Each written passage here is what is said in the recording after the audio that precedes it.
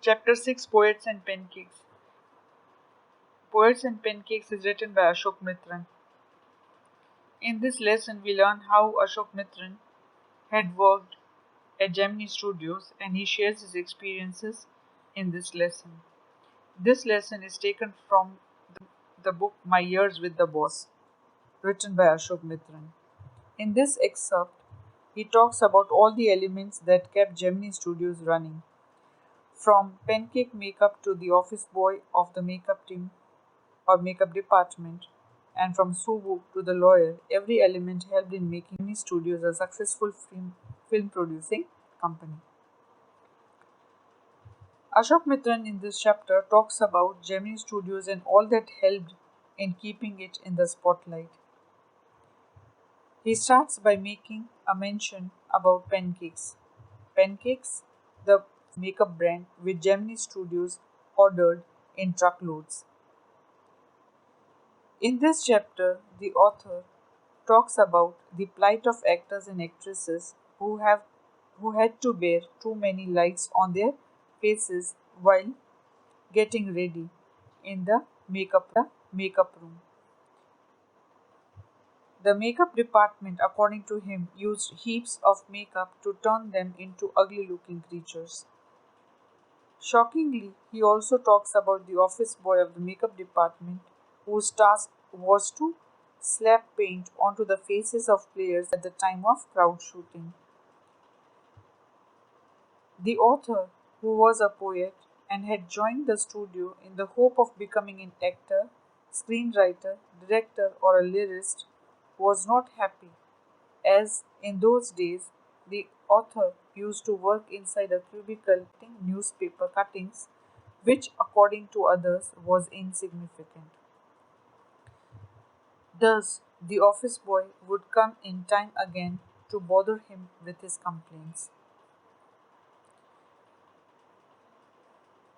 The author was well convinced that the reason behind his misery was Subu.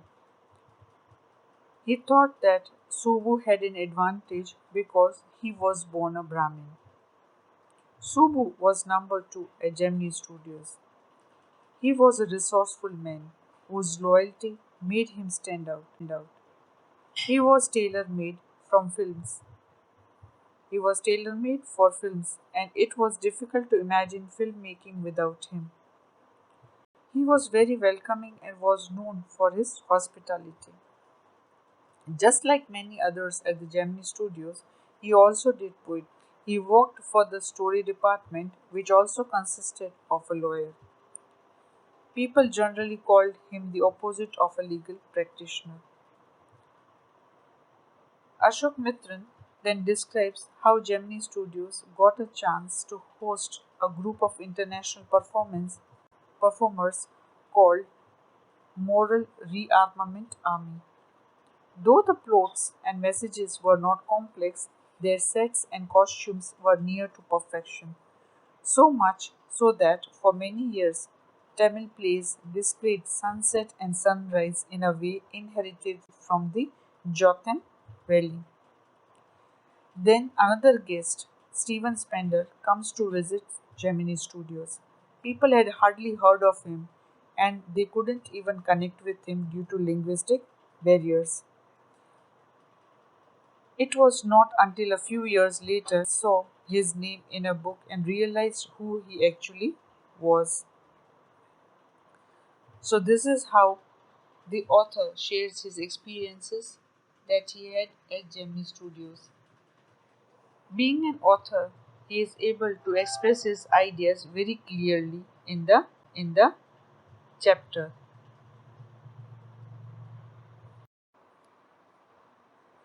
In this chapter, the author, through his experiences, brings up a lot of topics pertaining to film industry in particular and India in general, and provides the readers a glimpse of independent India in its infancy. This is how we get to know that how Gemini Studio worked and how the actors faced different problems when they were shooting indoors at Gemini Studios. The author, Ashok Mitran, highlights the plight of thousands of aspiring actors, directors, and producers who end in the umpteen number oblivious jobs in any such studio. Kotamangalam Subu, the number two in Gemini Studios, is a story in himself. He is very talented, a poet, novelist, actor, and filmmaker, all rounder and very loyal to boss. There are other characters in the chapter that highlight how people used to work to earn their livelihood, giving up their dreams of being actors. Communism also finds a place in the Masing of Ashok Mitran. At that time of India, the educated folk took pride in showing their support for communism, and Gemini Studios was no exception.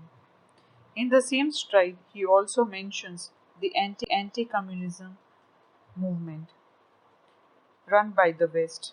In this context, he mentions the play troupe of the poet editor who visited the studio. Later on, he discovers that the poet was in fact the editor of the famous magazine The Encounter.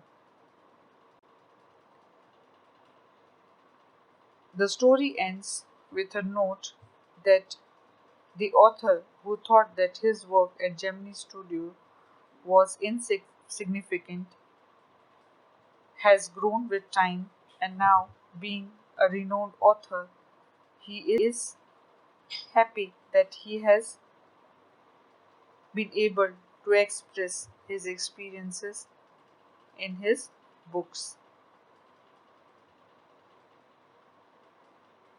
Anti-communism perception of the author, as highlighted in this story,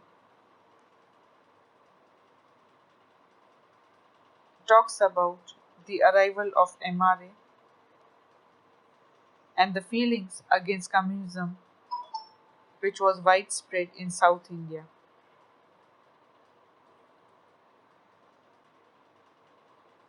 Read the story and draw the character sketch of the author and the